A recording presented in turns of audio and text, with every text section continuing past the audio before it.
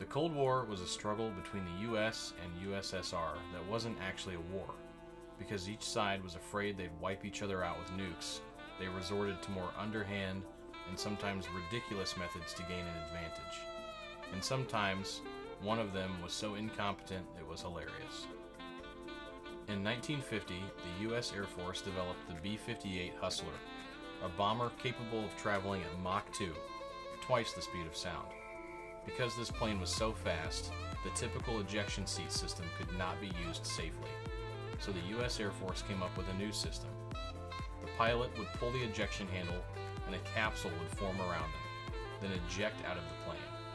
The Air Force decided to test this new system on bears.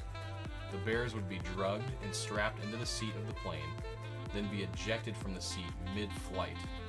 This was done dozens of times at different altitudes and speeds until the US Air Force was satisfied that the ejector seat was safe for human use.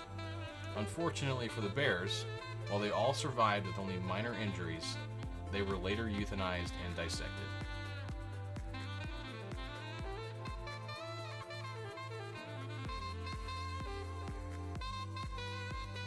Project Acoustic Kitty, yes, that is what it was called, was a CIA operation to implant cats with listening devices to spy on Soviet officials in embassies and even the Kremlin. A veterinarian performed an hour-long surgery on the cat, implanting a microphone in the cat's ear canal and a radio transmitter in the base of the cat's skull. This cat was then released across the street from the Soviet embassy in Washington, D.C., where it ran into the street and was promptly run over by a taxi. The entire operation cost $20 million. The CIA tried to assassinate Castro over 600 times, with some of the most strangest attempts being an exploding cigar, an exploding seashell, and they even tried to recruit a woman named Marita Lorenz, Castro's mistress, to poison him. However, Lorenz told Castro about the plot instead, claiming she still loved him. Oleg Leylin was a KGB agent who defected to the West in 1971.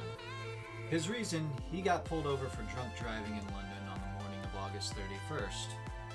His defection led to the expulsion of 105 suspected Soviet spies from the United Kingdom. Project A119 was a plan developed by the US Air Force to detonate a nuclear bomb on the moon. The reason for this? It was basically to show off to the Soviets that we can nuke the moon. But the official reason was to see what would happen from a scientific standpoint. Unsurprisingly, this project never left the drawing board. Manfred Raminger was a West German architect who liked the good life. He was a playboy, race car enthusiast, and had a love for purebred horses. Unfortunately, he was facing financial trouble in the 1960s that made him approach the Soviets and offer them his services. He claimed to them that he could get anything the Soviets couldn't legally buy, including missiles. The Soviets took him up on this offer and hired him to steal a Sidewinder missile from them. Raminger hired a Luftwaffe pilot named Wolf Diethard Knopp and Polish engineer Joseph Lanowski to help him steal the missile from Neuburg Air Base in Bavaria, Germany. Knopp got them in the base and into the hangar. They rented out a hydraulic lift and a hand trolley to transport the missile off of the base. Lucky for them, there was a heavy fog, so they managed to cut a hole in the base fence and get the missile out. They then wrapped it in a blanket and tried putting it in Raminger's car. It was too long, so they simply smashed out one of the windows and drove with it like one of those people at Home Depot transport their lumber. Raminger shipped the missile to the Soviet Union, declaring it as vehicle spare parts. He was paid $8,500, which is over $90,000 today.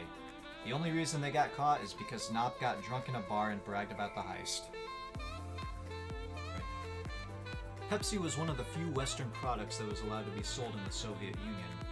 A trade agreement had been going on for years where Pepsi would be traded for Russian vodka. However, in 1989, the US issued an embargo on Russian products due to the Soviet invasion of Afghanistan. This meant that Russian vodka could no longer be sold to Pepsi. To keep the deal going, the Soviet Union offered Pepsi 20 warships that they no longer needed nor could afford to maintain. Pepsi accepted the deal, gaining 17 submarines, a cruiser, a frigate, and a destroyer. This made Pepsi the 6th largest navy in the world at the time. Pepsi sold these ships to a Swedish company for scrap metal, making a profit of $3 million. When President Jimmy Carter visited Warsaw, Poland in 1977, he gave a speech about U.S.-Polish relations. His translator, Stephen Seymour, mistranslated most of his speech. When Carter said he had left the U.S. just that morning, Seymour translated it as, "I have left the U.S., never to return." And when Carter talked about wanting to learn about the country's desires, it was translated as desiring the Polish people in a more carnal sense. Carter also stated he was happy to be in Poland, which was translated as happy to grasp at Poland's private parts.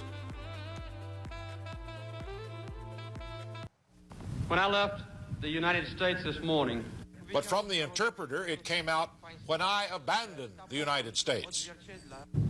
I have come not only to express our own views to the people of Poland, but also to learn your opinions and to understand your desires for the future. And that sentence came out, "To learn your opinions and understand your lusts for the future." Lust, of course, is not one of the big White House words these days, and needless to say, the hapless interpreter, Stephen Seymour, seen here frozen in fear, has been replaced.